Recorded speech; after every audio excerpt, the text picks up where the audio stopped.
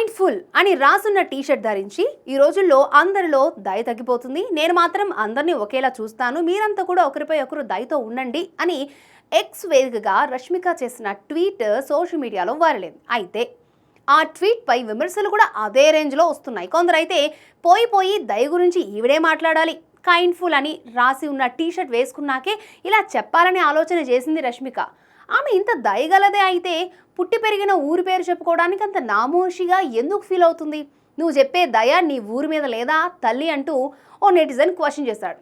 ఇక మరో నెటిజన్ అయితే నిన్ను పిలిచి నీకంటూ ఒక ఛాన్స్ ఇచ్చి నీకు గుర్తింపు ఇచ్చిన రిషబ్ శెట్టిని కనీసం గౌరవించకుండా నీకు ఫస్ట్ సినిమా ఛాన్స్ ఇచ్చింది ఎవరో చెప్పమని ఓ ఇంటర్వ్యూలో ప్రశ్నలు అడిగినప్పుడు సో కాల్డ్ ప్రొడక్షన్ హౌస్ అని చెప్పావు అంటే నీకు మొదటి అవకాశం ఇచ్చిన గురువు మీద నీకు ఎంత దయ తల్లి అని కామెంట్ చేశాడు. పోనీ ఇప్పటి వరకు రష్మిక చూపిన దయ తాలూకు లిస్ట్ ఏమైనా ఉందా అంటే ఓ నెటిజన్ ఏమీ లేదండి, ఓ టీషర్ట్ కొనుక్కుంది, దాని మీద లైన్స్ చదివి ఇదేదో బాగుంది కొత్తగా అనుకుని ఈ ట్విట్టర్ ఒకటి ఉంది కదా రాసుకోవడానికి, అందులో పిట్టలు పట్టానని చెప్పినా కూడా వైరల్ అవుతుంది కదా, తనకి లేని గుణం గురించి దీనికి ఇంత బిల్డప్ ఇచ్చుకోవడం దేనికి అంటూ బదులిచ్చాడు.